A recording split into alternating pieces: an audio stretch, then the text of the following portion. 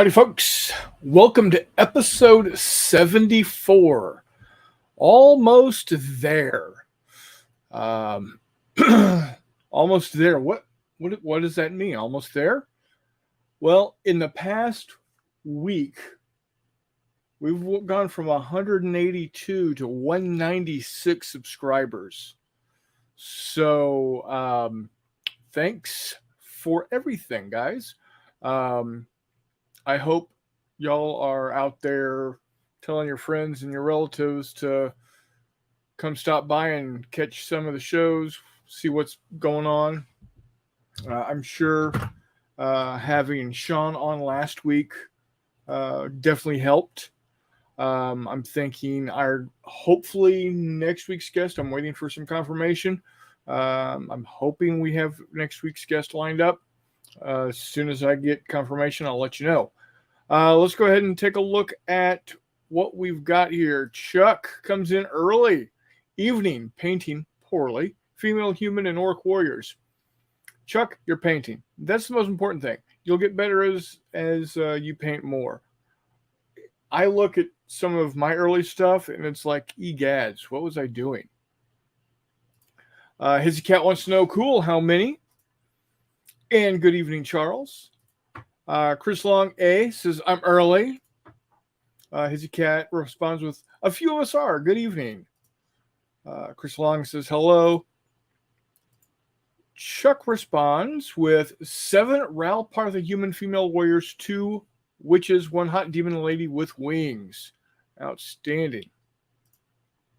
Dave Hall's in the house. Happy 196 subscriber day. Hopefully 200 tonight. Maybe. We all know what happens if we hit 200 by the end of this month. That's only 4 more. If we hit 200 by the end of this month, we're going to have a giveaway just like we did before. This time it's going to be some of my little ships that I'm going to paint and give away, as well as some other stuff. This, of course, is my favorite ship of all time, USS Texas. It's not the most beautiful ship out there, but it is my favorite. Also have what do I have here? A Kirishima. Kirishima there. Japanese battleship. So, and we'll probably have what else will we have in there? Probably have a t-shirt again. And who knows what else we'll have. We'll see. Dave Hall says, good evening.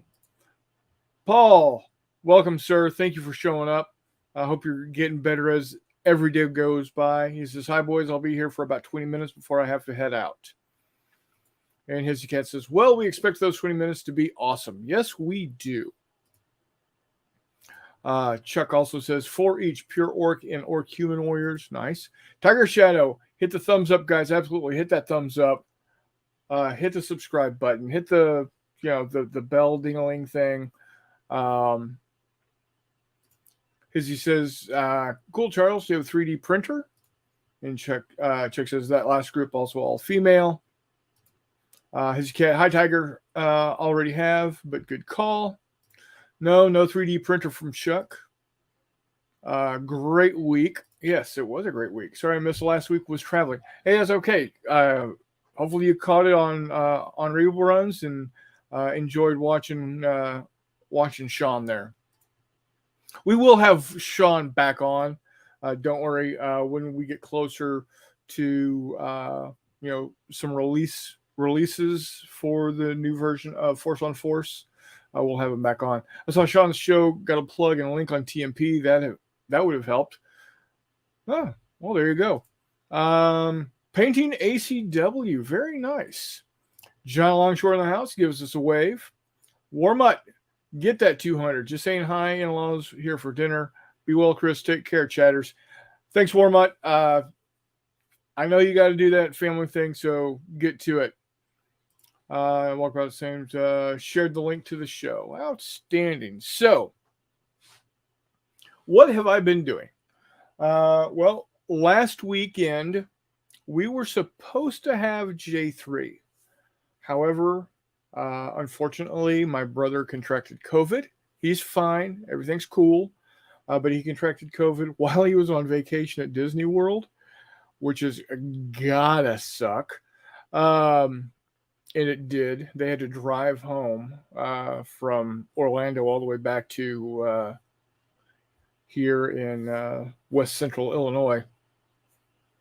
And so we went ahead and canceled / postponed the J3 get together.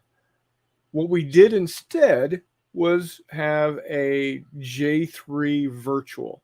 So 3 of us out there.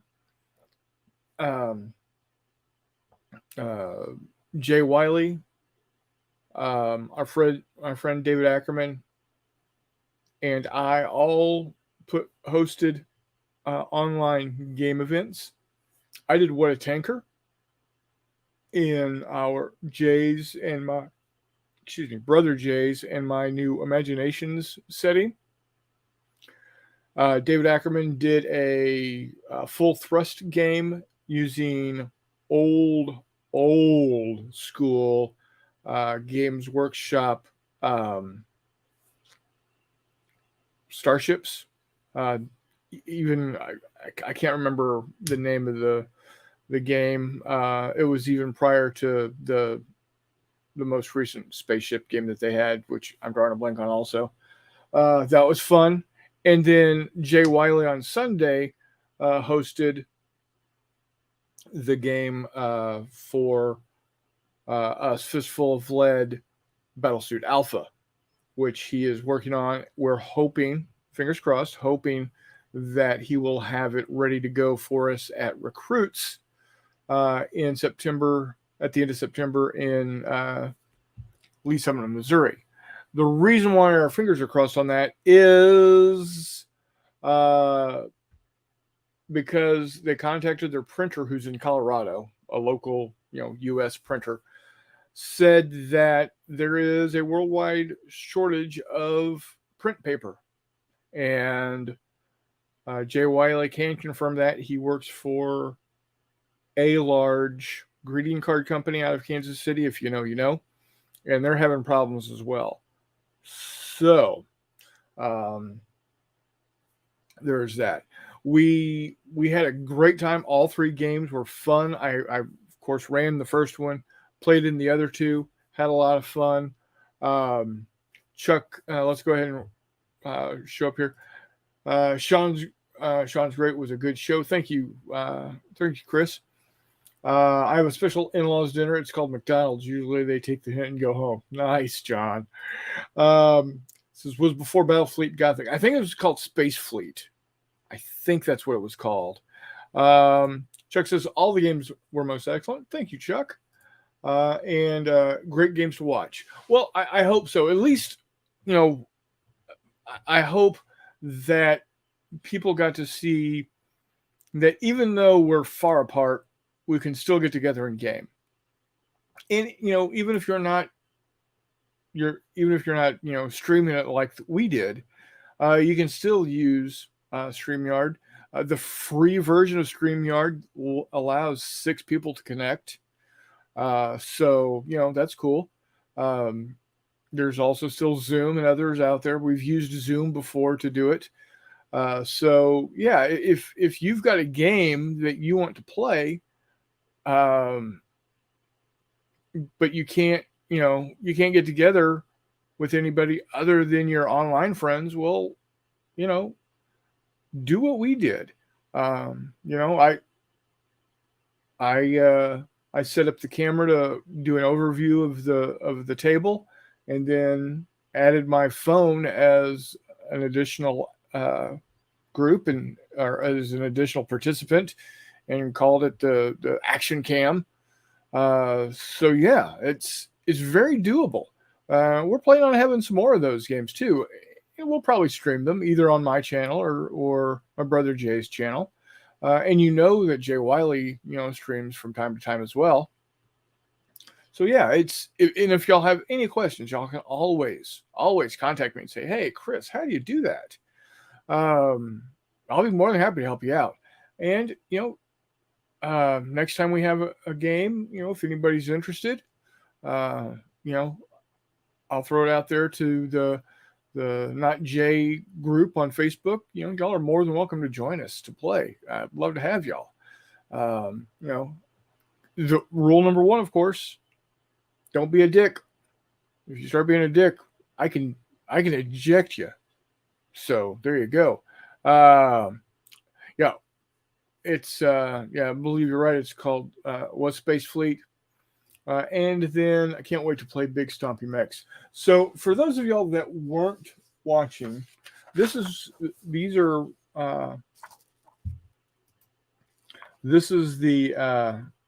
cadre that I had. We had Falcon Leader here. He got vaporized. Falcon 2, Goliath. He got dead also. Fancy Dan and 12th Pack really didn't get into it, but yeah. What's neat about Battlesuit Alpha is that it's kind of like Starfighters in the sense that you've got the vehicle and you've got the pilot, and both can have they can both have traits, but you can also have systems on you have traits for the individual, for the pilot, and you've got systems for the mech. So, for instance, with Goliath, the mech's systems were heavy armor, advanced targeting, rugged, and extra ammo. Heavy armor is just like heavy armor in Fistful at Fantasy. It gives you a 6+ armor save to reduce the damage. So if it was a kill, it just knocks it to 2 wounds. If it was or damage, 2 damage. If it was a damage, it gets knocked down to shock, and if it's a shock, it gets knocked down to nothing. Oh, outstanding, Chuck! Did you get that for the 4th of July on the 4th of July special? Something I've been remiss in talking about, and I think it's still available, is when you go to wiley-games.com and you order something, except for bundles, but you order something, put in the coupon code NOTJ. If you put in the coupon code NOTJ, you're going to get 10% off of your order, not including bundles. So because you're already getting like a 15% discount there. So NOTJ, NOTJAY, and that should give you 10% off of your purchases. And that includes cards, books, PDFs. I believe that includes, the T-shirts, the mugs, all that stuff. So, yeah. And Chuck took advantage of the discounts this past weekend, 4th of July. Jay and Robin do their best to have some sort of sale going at the very least once a month, if not every couple of weeks. So, there are definite times to check it out. Join their subscribe to their email blasts, and you'll get to see, right in your inbox every time they decide to have sales. Boom, right there. They get to tell you. So yeah, this is going to be a lot of fun. It's going to be a lot of fun. Yeah, the new cards that Steve put together. Oh man, those are so cool. Yeah, they're gonna look fantabulous. It's definitely gonna be a deck that when you get the book, you're gonna definitely want to get the deck. You don't have to, but man, does it just make it feel so much cooler. At the Father's Day sale for 2 bundles, there you go. So, now our next gaming event Next in-person gaming event is going to be Battles and Brews, which is this coming weekend. And the last weekend of July, I should say. That's last weekend of July. And that's going to be in Independence, Missouri, in the Kansas City metro area at the Three Trails Brewery in their event space down below in the basement, kind of like a speakeasy almost. We're going to have 8 tables. We're going to have 5 game sessions. I'm actually running 3 different games. Of course, I'm running my indoor game. I'm running Ocean Thunder. And I am running Force on Force. And there's going to be lots of other stuff as well. Let's see. John says, what do people use for robot models? So there's a lot of different things out there. You can use the BattleTech models that are out there. You can, a lot of what Jay has or Jay Wiley has are 3D printed models. Walkabout. Chris Long says he's got 15 millimeter mechs ready to go. He printed his. Are they? Did you find them like on Thingiverse, or did you buy the STLs? Let us know there, Chris. There's quite a few not BattleTech battle mechs out there for free from Thingiverse. I think I'm going to be looking into doing some printing of those as well for myself. It's just kind of cool. So yeah, and it's going to have rules for infantry and tanks and just air vehicles, just all around real cool. Extrovert Paints, ahoy hoy, ahoy sir. So yeah, but back on to survive the doc stress test tomorrow. Going to set up a plus minus 40 figures each or human fight. Oh, that'll be cool. That'll be cool. That'll be good to see. That's almost enough. Almost enough to do. Well, if that was 40 on one side, that would be enough to do bigger battles. But that's beside the point. Anyway, so what else has been going on? We've got Battles and Brews coming up. Again, that's going to be a fundraiser for March to Victory. If you can't make it, that's okay. You can still participate by buying raffle tickets, $3 each. I know that there's going to be some card giveaways, or I know there's going to be some book giveaways. There's going to be some bundle giveaways. If you want to get a beer glass, $10. Now, granted, shipping in the United States is $7, so it's $17 for the beer glass. But it's a pint with the Battles and Brews logo on it. It's really cool. And again, all of that, all of the money that is gained through the Battles and Brews weekend is going towards the venue cost for March to Victory 2023. So Chris Long says, most I found on a guy's mini factory store. We'll post a link in Facebook in a few minutes. Thank you, sir. A response to an extrovert paints back. Hoy hoy. Chris Long says, going to run 3 times with different rule sets, including bigger battles. Very good. The OG in the house. Hello, sir. Welcome. Thumbs up. Thank you for joining. Devin, how close are we to Volume 2 being released in the found what the not Kickstarter thing? Well, because I definitely want to get you and Lock and Load guys, Keith and David on here to talk about it. Just going to the doctor and would stress me out. Good luck. John is supposedly the easier stress test.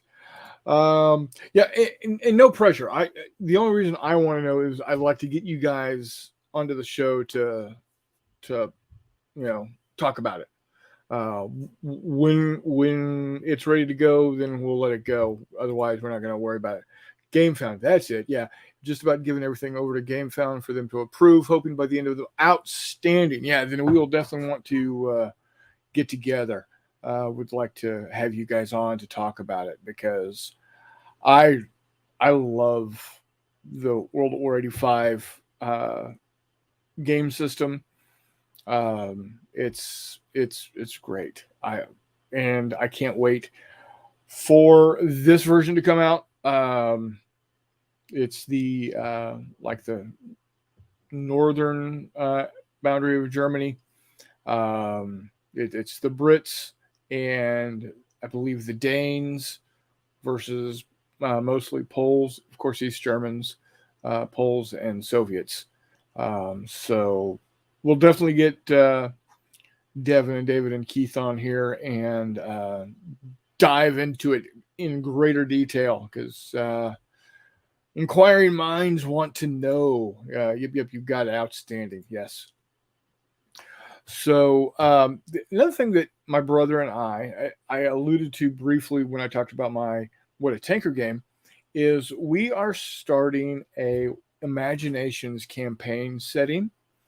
He is going to be the commander of the or the leader of the German analog nation, the Krautland, the Krautlanders. I am the leader of the Anglo-American Allied analog. The what did I call us? Oh, the Banger Republic. I think that's what I called it. I don't know. The name's still up for debate, but for now it'll work. Um, and the reason why we like doing this is it allows us to do battles in World War II time frame without the nastiness of the socio-political scene of the time. The reason why we're fighting is we both countries like sauerkraut, but one likes it with pimento, the other doesn't. That's why we're fighting. That way, nobody but pimentos get hurt here. It just allows us to play with our toys and not be worried about, oh, well, I don't want to have the 12th SS on the table, or if we want to have, combat between 36th Infantry Division and the Hermann Goering Division in Italy. There's a lot of, the Hermann Goering Division wasn't exactly they didn't have the greatest. Of course, I'm not saying Americans weren't, all cupcakes and fairy wings either, but it removes the stigma by allowing us to have German equipment or American equipment or British equipment, but not be Nazi Germany or not be, the kingdom of Great Britain. So, John says the last stress test I took was just after I fell on my tailbone. It repaired itself, went to the test, and Karen, the technician, insisted I move weirdly despite telling her it broke for good. Oh, there you go. An extrovert paints. I approve of this. Yeah, absolutely. Kenneth Seidenblad says, howdy, y'all. Well, howdy, Kenneth. Welcome. Glad you're here. So we are in the process of,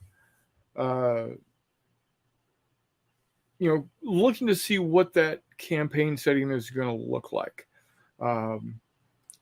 We're definitely going to have land battles.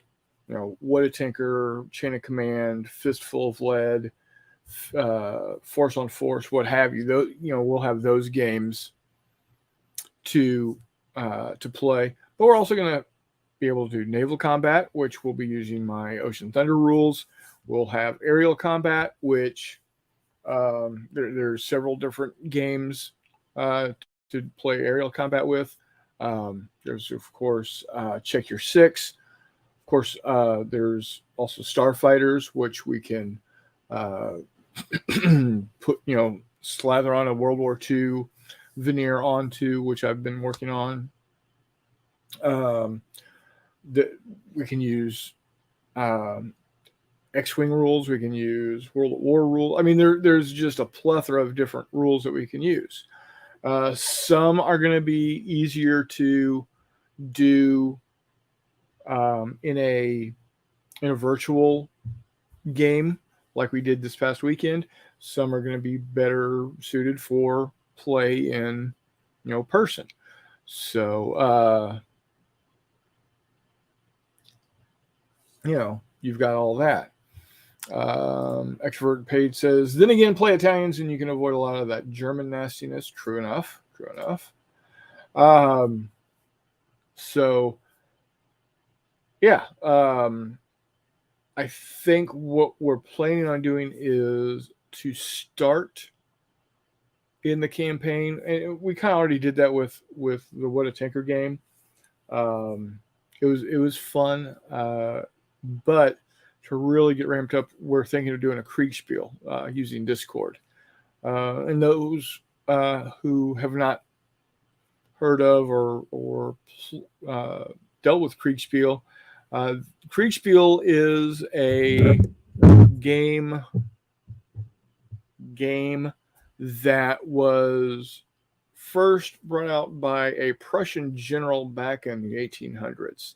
I'm a horrible person. I don't remember the guy's name, but he was a very prominent general, and a lot of it is a map exercise, and depending on how many people we get, depending on how we want to work it,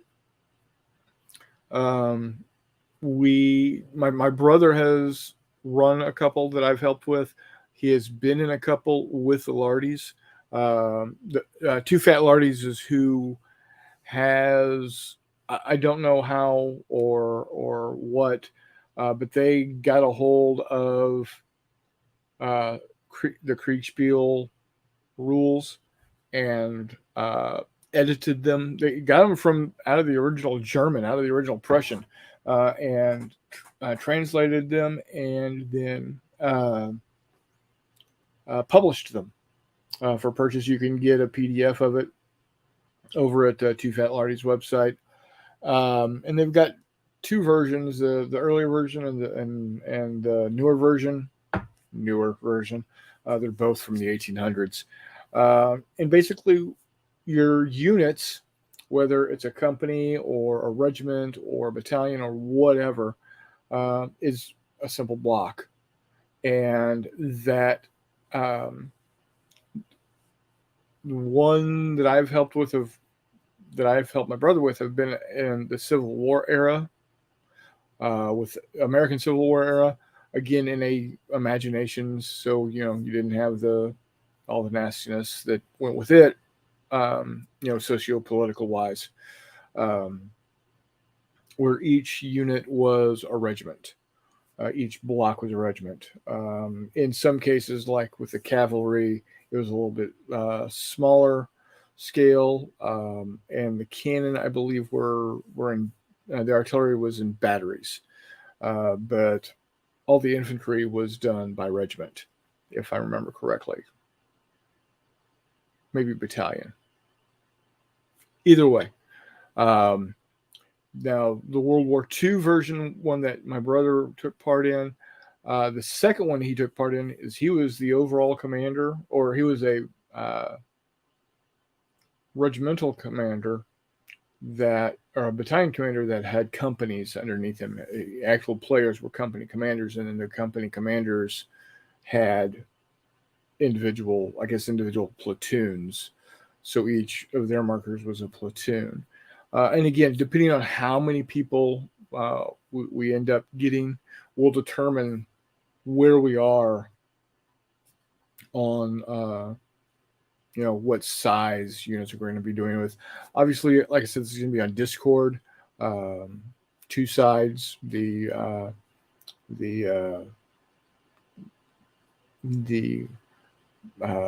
German analog versus the Anglo-American analog. So we've got that coming up. I don't know when, and depending on we're gonna start it off with putting it out there to our J3 group, getting as many of them to come into play as possible, and then after that, I'm going to open it up to you guys, because I know OG Devin says he wants to be part of it, which I'd love to have you. So definitely going to take a swipe at it. And really, what we're going to be doing is how we do it is we get what we do is we get everybody separated out. We get the maps created. We get general. We lay out who's commander in chief of one side, the commander in chief of the other side, and distribute down who's who. And then we we send out the excuse me, I'm drawing a blank on objectives. We send out the objectives as to what you're responsible for to win the game, and we allow each side about a week and a half to figure out how they're going to position their units, make movements, because there is a starting location for all the units, and during lead up to that week, week and a half lead up time, there's an actual hidden movement that each side will report. Okay, we're sending the 3rd Battalion of the 54th Westies is moving from point A to point B in digging in, or the Krautlanders battalion, 3rd Armored Battalion, is moving from point X down to point Q, preparing for a cross river assault. As that goes, the referees, which will probably be Jay and me, are keeping track of all of this on a map, and we'll update each side's map and send that out also. And then one Saturday or Sunday, when everybody can get together on Discord, we do a voice Discord where the Krautlanders are in one channel and the Krautlanders are in one channel. The Bangers are in another channel, and we actually start combat. And all the combat is quote unquote live. So if you send your armored battalion to do a river crossing and you start 10 miles behind the river, well, however long we decide it takes for you to drive that 10 miles is how long it's going to take before you get to the river. It's going to be real time. Now, there may be some time compression necessary, but not a lot. Not a lot. If now in like the Civil War time frame, if you wanted to communicate, you actually had to send your message. Uh, each player, unless the the commanders of each unit were in the same tent, they could not. They can't be in the same channel, so they won't be able to talk. They cannot converse with each other directly. If let's say uh, Chris Long and Devin are on the same side, but they're in two separate places on the map, and Devin wanted to communicate with Chris Long, he would send the message up to the referees. The referees would determine how long it would take for that horse or the guy on the horseback to go from Devin over to Chris Long, and if we decided it was going to be a 15-minute ride, well then it's Chris Long gets that message 15 minutes later, barring any event that keeps that rider from getting there. Now that's of course is going to be a little different in the World War II time frame because there are radios, so it's not going to be as drastic as that. However, there could be some things that cause radio transmissions to get garbled. So we decide, hey, we're going to separate you out. So I think it's going to be fun. The last couple of ones that I did help Jay with were really good. He actually had me and our buddy Eric come out to his OCS class, and we ran a Kriegspiel for his OCS class, and they were really jazzed about that to the point where they asked him, when are we going to do something like that again? And that year, they went to, this was 3 years ago, 3 or 4 years ago at this point, out to, they went out to Gettysburg for a staff ride. And while they were out there, they had the guys, again, I'm drawing a blank, the huge YouTube channel, wargaming channel, that is centered there in Gettysburg. They actually ran their Gettysburg game for them. So that was pretty cool. And they all enjoyed it quite immensely. So yeah, we've got that coming up for us.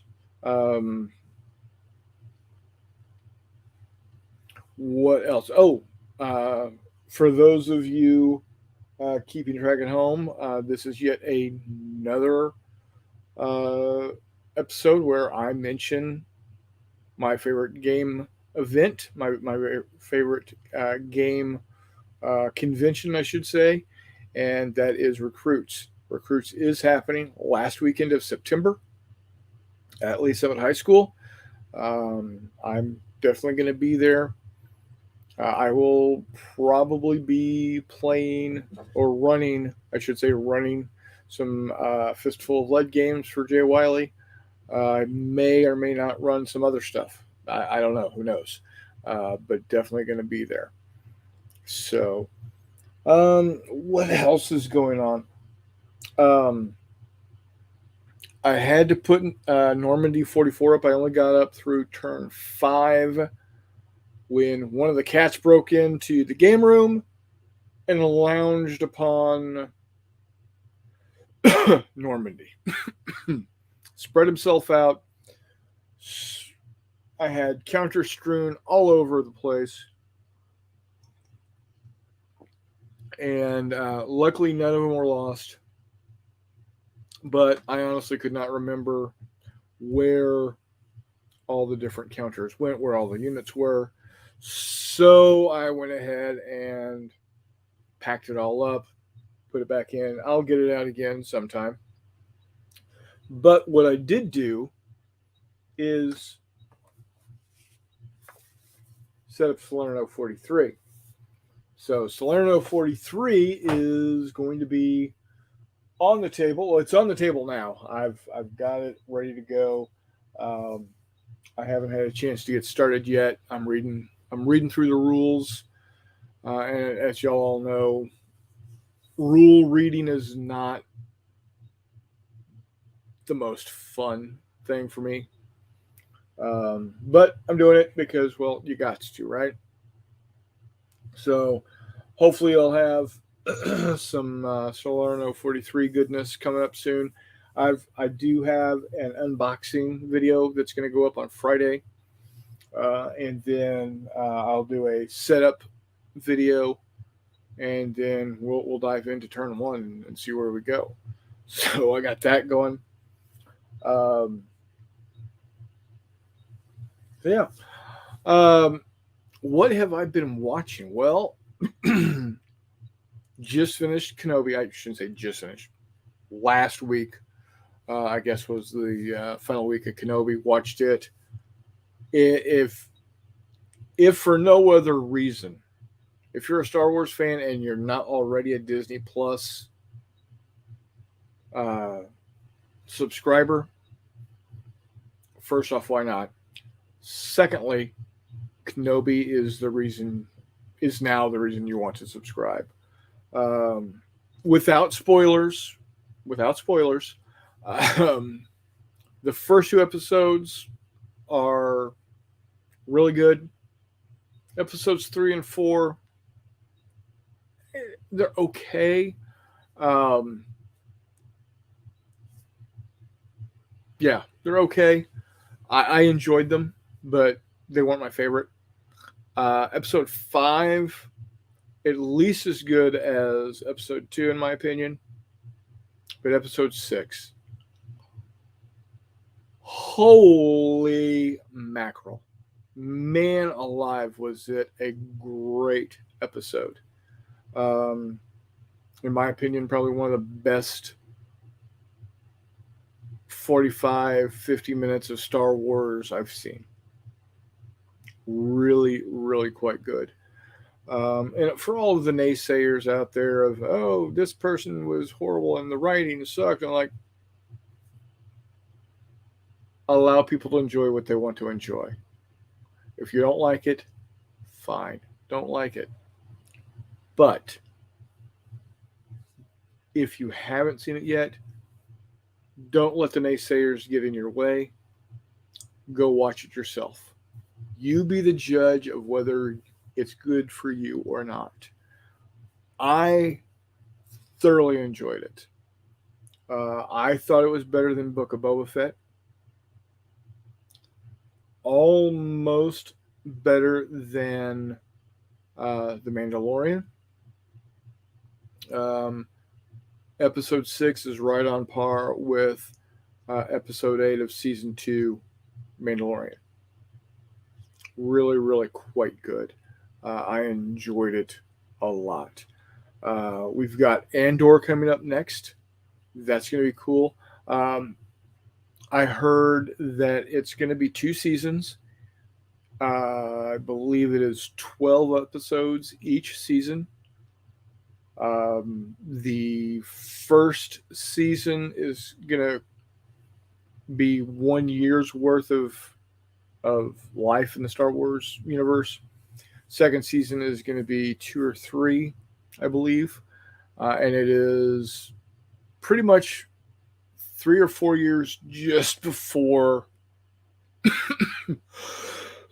just before Rogue One. So that's what we got to look forward to. Ahsoka is coming out. I haven't heard much yet on that, but it's gonna be quite good. I hope. I think it's gonna be. I think it's gonna be. We not knowing anything and just pure guesswork. We're gonna see live action Sabine Wren. Of course, we'll have Ahsoka back, and they're going after Grand Admiral Thrawn and Ezra from Rebels. So that'll be cool. what else have I been watching? Oh, I've been watching Star Trek, Strange New Worlds. Really, really am liking that. Um, if you are a Star Trek fan and you haven't had a chance to watch it yet, do whatever it takes to get Paramount Plus streaming and watch it. It's quite good.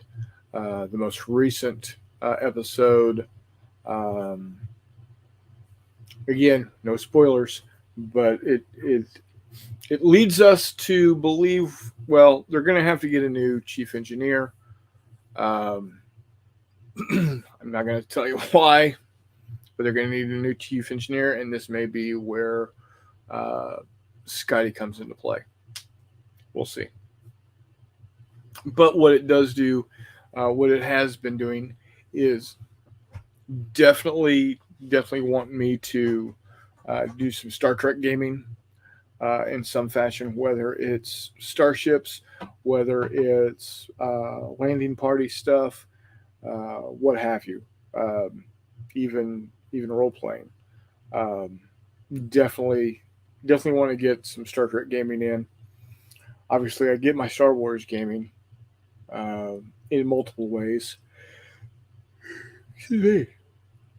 including the fact that I just started backing Patreon for the Skullforge designs. They do SELs for not Star Wars um, to keep Asmodee slash Fantasy Flight Games slash Atomic Mass Games slash Disney off his back. Um, he is not, if there is a model already designed that he wants to have designed, he is not going to make the exact replica. So in other words, if he wants to do a Luke Skywalker, he will not do Luke in this exact pose. He will do it in a different pose. Or if when they finally come out with a Hera, and because this is one of his sculpts. If they come out with a sculpt, a figure that looks like Hera does here, he'll actually stop selling this STL and make a replacement. So he doesn't want to he doesn't want to copy them, but what he does want to do is give people more a bigger variety. And our buddy Warmut had a run-in with a guy on Zombicide. He picked up a couple of STLs that had already been printed for him, and for Shaun of the Dead, the Shaun of the Dead character, Shaun, and Nick Frost's character. I can't remember his name off the top of my brain. And they actually have those models.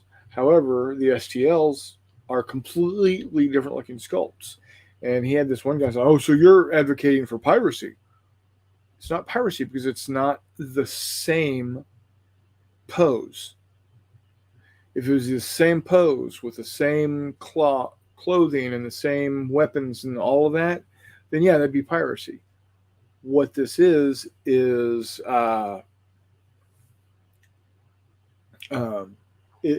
it's proxy, not piracy, as they put it.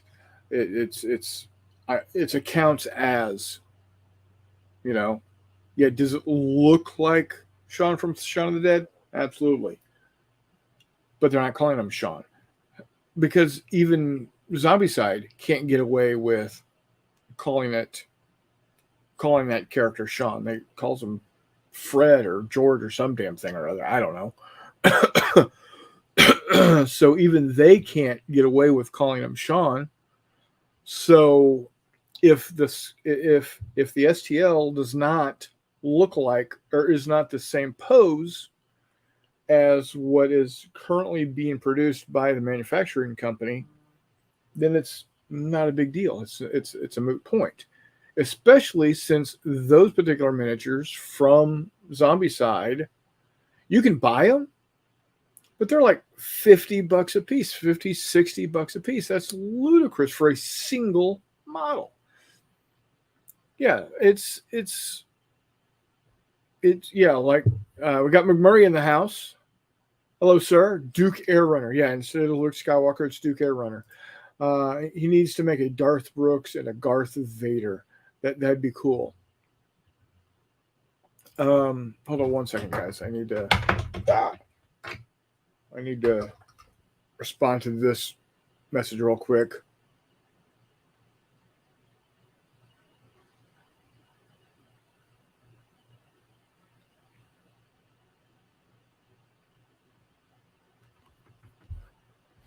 All right, so it says, yeah, Warmut has problems with attracting dickheads on the internet. Yes, he does, and that's unfortunate because Warmut really is a cool guy. I enjoy having him around. And it says they're stand-ins for out-of-print models to leave it. Exactly. So, so I can tell you now, as soon as the 3 dots stop bouncing and I get confirmation here. Fingers crossed shortly. I'll be able to tell you here in just a second. Now, who was it that I saw?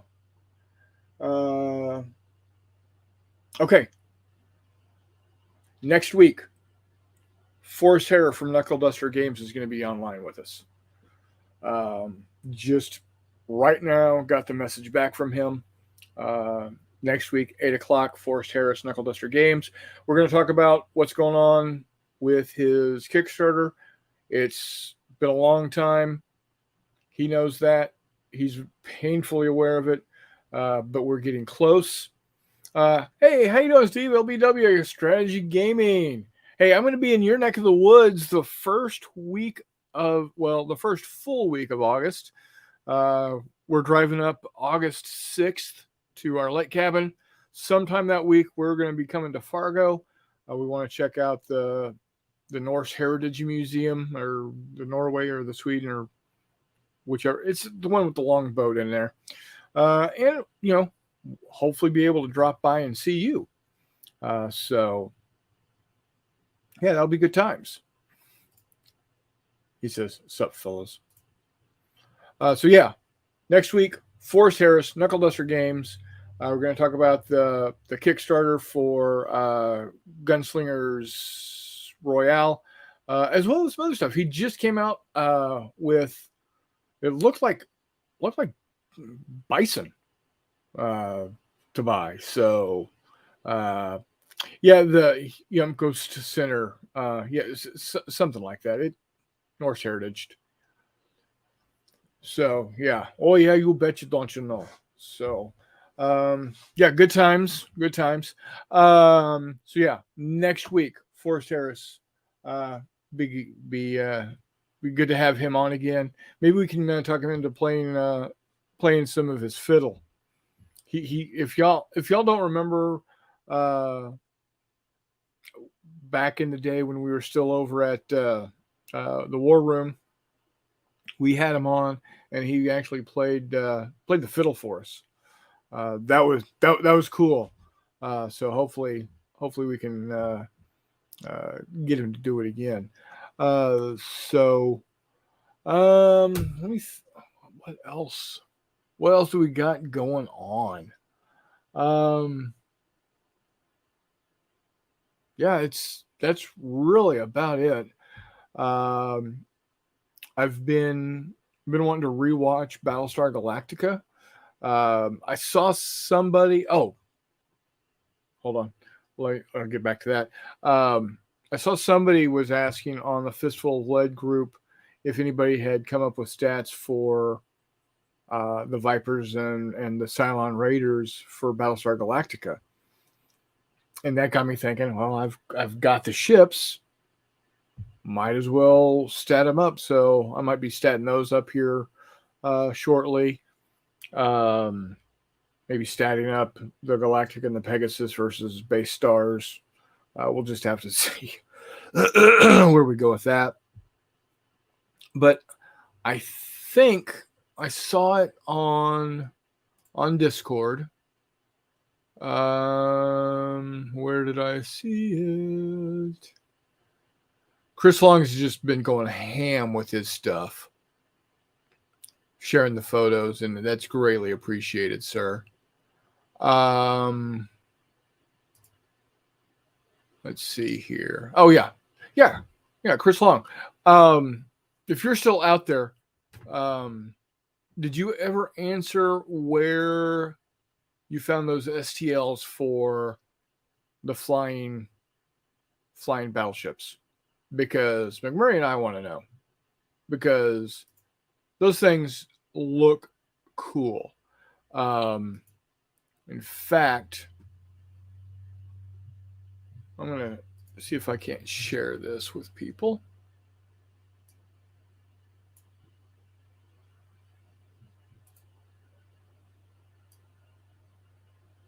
Dun, dun, dun, dun, dun.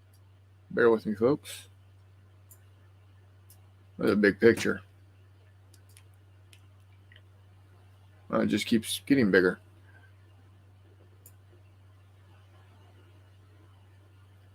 All right. Let me see if I can share this. Hold on 1 second, folks. Share screen. Window. There we go. So there you go, guys. This is what we're talking about. Chris Long, if you're out there, where'd you get it? Inquiring minds want to know, because that looks really, really damn cool.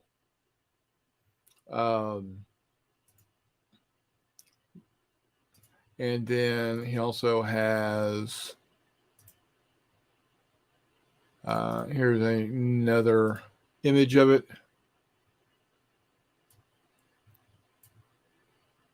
A little bit better.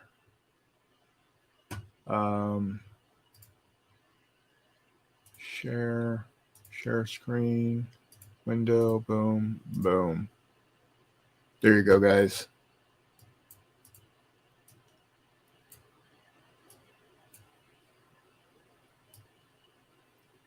That looks really cool. So Chris Long, if you're out there, where'd you get the file? Because that's pretty cool. We like it. Gots to know. All right. So, because we're definitely going to be playing some Castles in the Sky, McMurray and me. So, yeah. That's that. Anywho's it. Well, since it is just me tonight, you know, unfortunately, McMurray is at work right now.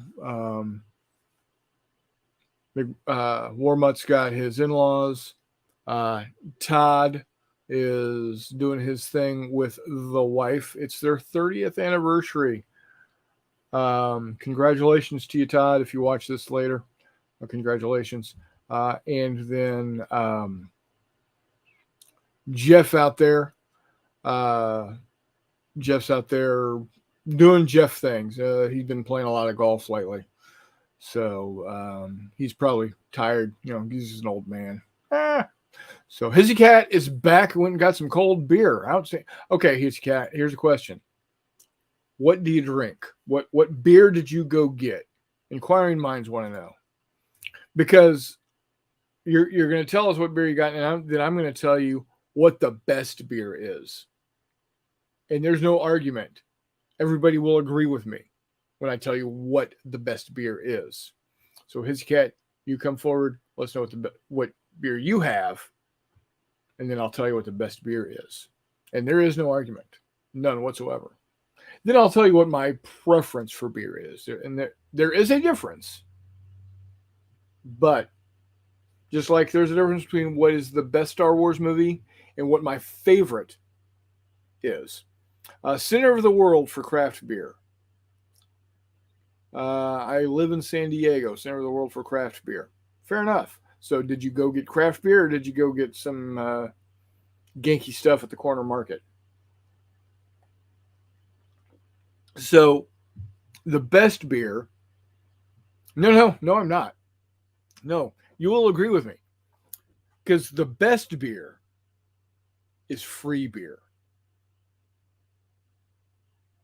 Period. Best beer is free beer. Harlan Brewing Japanese Lager. Japanese Lager sounds really good. I could go for a Japanese Lager. Now, my preference for beer, I've got three that I will go to. If it's a lager, it's going to be either Dos Equis or it's going to be Modelo, because they're light, they're crisp, they taste really good when it's really hot outside, and they are really cold. I really like that. If I'm having a steak, I really, really, really like Shiner Bock.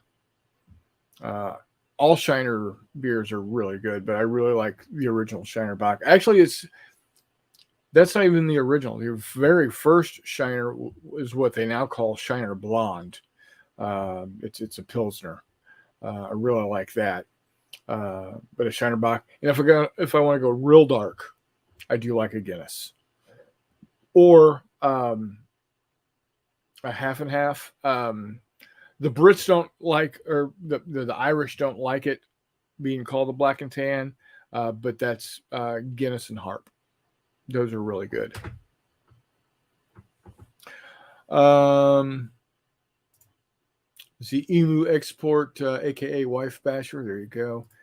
Hizzy Cat gives us a smiley face and says, I almost only drink craft beer these days. And there's nothing wrong with that. It's just, if somebody offers me a beer and it's not Pabst Blue Ribbon, even if it's Pabst Blue Ribbon, I'll have one. But I'm not a big Budweiser fan, but my brother's father-in-law always used to have Budweiser on hand. Anytime we got invited over to their house for a cookout or for a family dinner, hey, you want a beer? They're out there in the garage. Just stacks of Budweiser. I'll drink a free Budweiser. Hell, I'm not proud. Guinness is good, man. I dig Guinness. I really like it. And then, fair enough, you need to visit. I need to visit San Diego for a multitude of reasons. The two primary reasons: A is I want to see Midway. My stepdad served on Midway during Vietnam 2 tours of duty. He was Air Sea Rescue. He is the guy that rode the cable. Yeah. 2 tours of that business. And then I also want to go see the San Diego Zoo, see if it matches up to all that everybody says it is. You're going to be hard pressed to convince me that it's better than both the St. Louis Zoo and the San Antonio Zoo, because both are excellent. The St. Louis Zoo is free.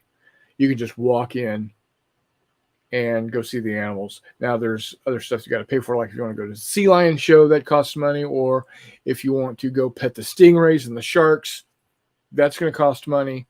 But if you just want to go see their 10-foot tall, 1,300-pound polar bear, then you can just walk in and go watch them. Or the Grizzlies that are only 450 pounds, or the Penguins, or the what have yous. Hey, if you're up to shipping some San Diego brews my direction, hit me up, PM me. Ziegenbach's not bad, but as far as box go, it's hard to beat a Shiner. You live 2 miles from the San Diego Zoo. Oh, that's cool. Do you hear the lions roaring at night?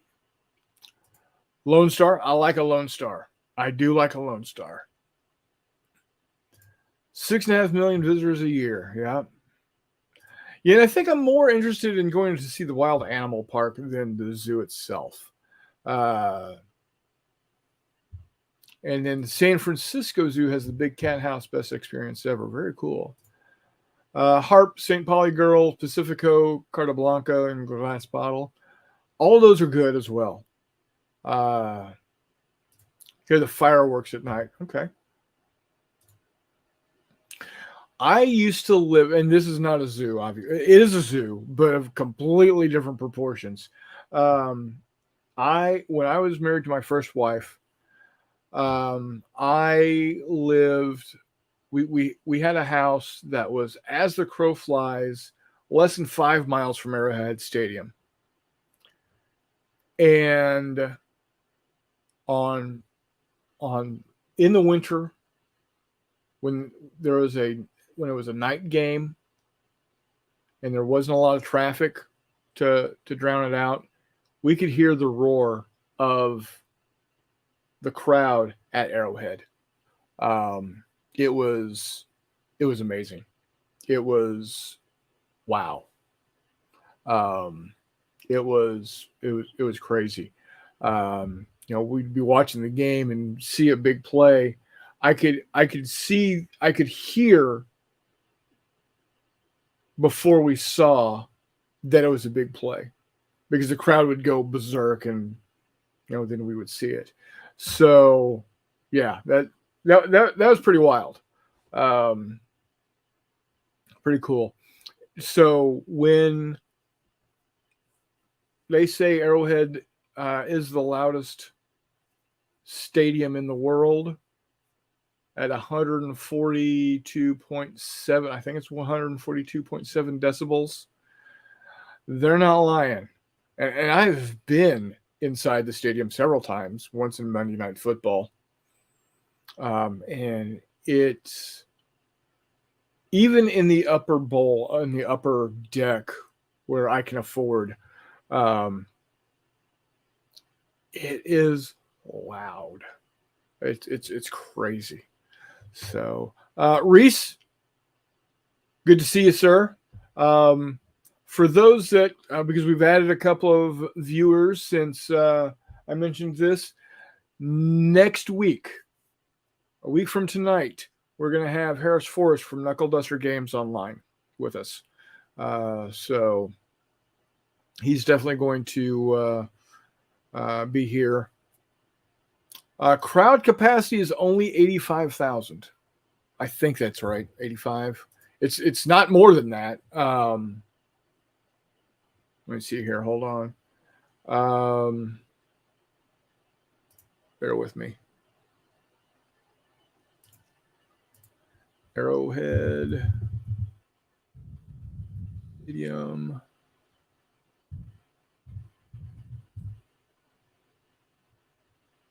Oh, excuse me. Capacity is only 76,416.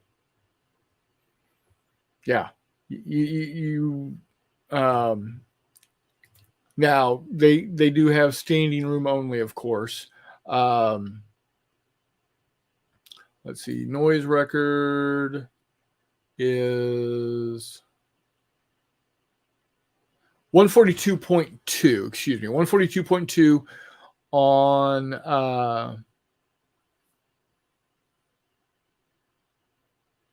Let's see. On September 29th, 2014, against the New England Patriots, 142.2.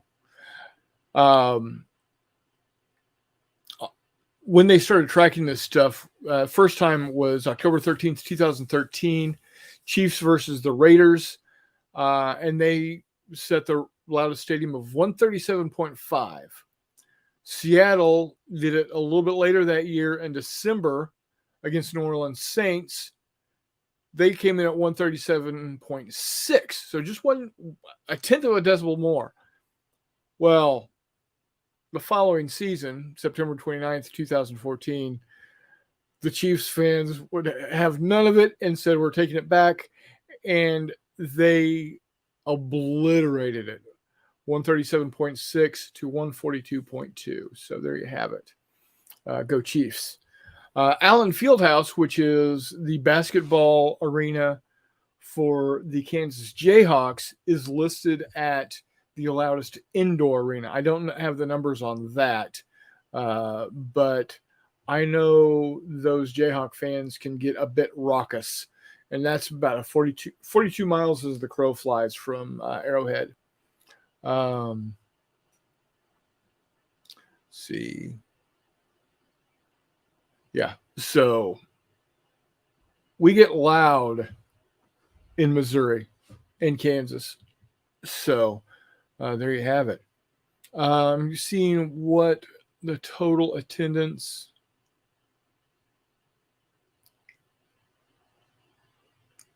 Oh, and it is going to be a venue for 2026 World Cup, FIFA World Cup.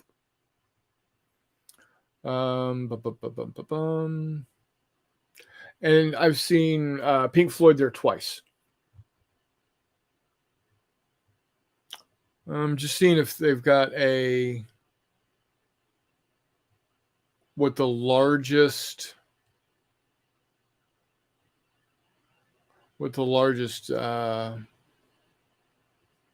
their biggest crowd has been.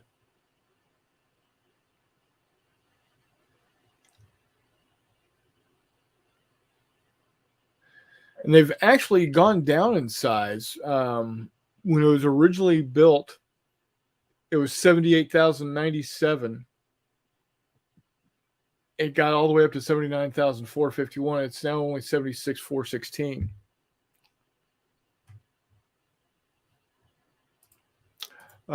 Perth, good size. Perth Stadium is 66,000, but all seats. It's loud. Yep. Unfortunately, they did not have Roger Waters. It was the first one was the Momentary Lapse of Reason tour. The other one was Division Bell. So no Roger Waters, but it did have the other three members of Pink Floyd. So I would have loved to have seen it with Roger Waters back in the day, but unfortunately, I had to deal with the post-Snark era. And I'm not saying Roger Waters or David Gilmour were at fault. They're both culpable for the split. I have seen Styx 5 times in concert. Nice. Yeah. Nice Sissy Cat. Mine was too. I've seen Styx 5 times, both with and without Dennis DeYoung.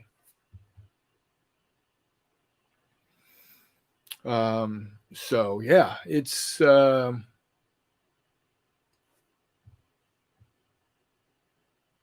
gets loud in there. Update on my grandson. He is not heading to Australia this year. Just could not get it financially put together, unfortunately. So what he is going to do is he's going to go to community college for a year here. Well, I say here in Kansas City at home. Continue to play rugby with the Kansas City Blues rugby team. Then next year, he will head down there and play, because they still want him to come down and play. The team there in Canberra wants him to play for them, and he he's thought about. Take care, Steve. Thanks for dropping in, buddy. He thinks he might even see if he can't go to college down there.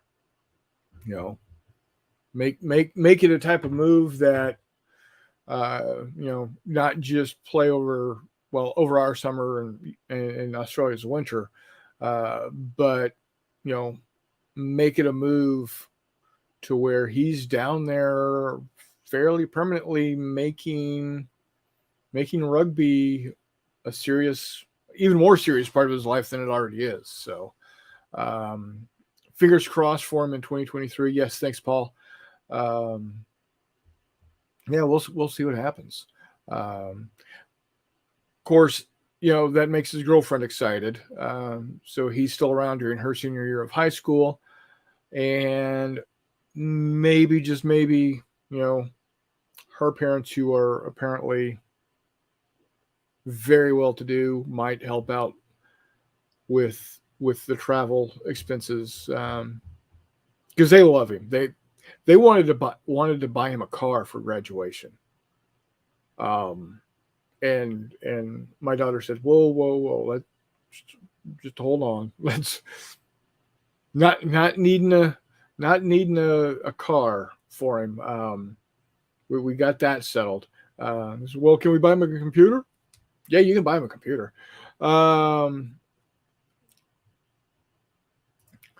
Canberra is a great city. That's where our biggest war game show happens each year. Oh, outstanding.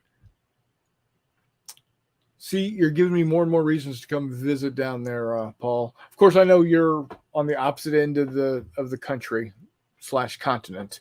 That's like, you being in San Diego and him over in, Orlando, and me coming to visit Orlando. But yeah, it's you're not helping the cause of me not wanting to go to Australia. So yeah, that's what we're looking at with him right now. Hopefully, we can get it worked out and he gets to go. It was a little short on time frame, really, for him to get everything, monetarily speaking, going for it, because he was going to need at the very least about $5,000 to make it happen. And we're just poor white folk, and we can't just drum up $5,000 out of nowhere. So we're going to be saving our nickels and dimes to get him down there next year. So but that's really about it, guys. Gonna have like I said, I just downloaded June's STLs from Skullforge for all the Star Wars stuff. So you might be seeing some of those models coming up.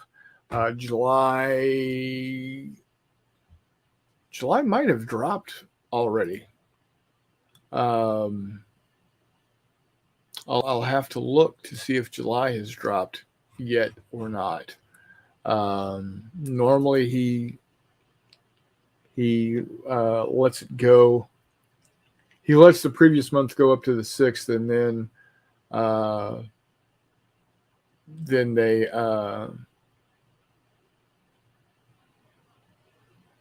he does the July. And July is going to be cool. It's all Cloud City stuff. So they've Pig Mechanics, aka Ugnaughts, Cloud Capital Guards, Cloud City Troopers, Hunter One gunship. Yep, I'm going to be able to print out a Slave One. Also release sculpts of the Furry Copilot. If you know, the Golden Translator, if you know, you know. High Society Civilians are going to be a mid-month release, so we can have people roaming the halls. So yeah, that'll be cool. So yeah, it's gonna be good. Yeah. Reese wants to know, are those figures as good as the renders? Some of their Phase 2 clones are calling my name. So, Reese, if you remember at March to Victory, the Steve was running the not my Star Wars game, obviously, but the Star Wars game on the desert planet terrain. A vast majority of those models were Skullforge 3D printed. So yeah, that they're as good as the renders. Again, you need to be printing using a resin printer, not a FDM printer or a filament printer, for obvious reasons. But yeah, COVID Prime, exactly. Yes, a vast majority of those models are from Skullforge, so they're quite excellent, quite excellent. So, alrighty, gang. I think I am gonna call it a night. We're an hour 21 in. With it just being me, it's difficult for me to keep rambling about stuff. I want to thank all of y'all for being here. We had, I think we maxed out at 12 viewers tonight, which is really good for me flying solo.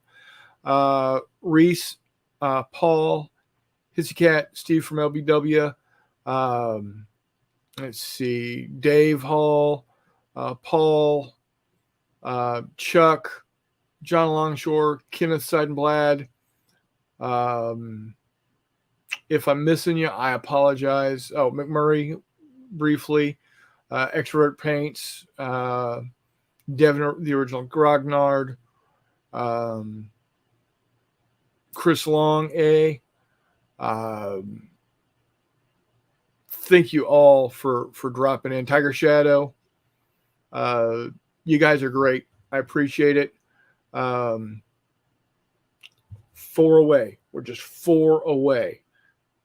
If 4 of you make fake YouTube, no, I'm kidding. Don't do that. Do not do that. But yeah, we're 4 away, guys. If we can hit 200, that'd be just really cool. But I do thank each and every one of y'all for staying with me. Even on these lean times when I don't have the crowd with me. But you know what? That's okay.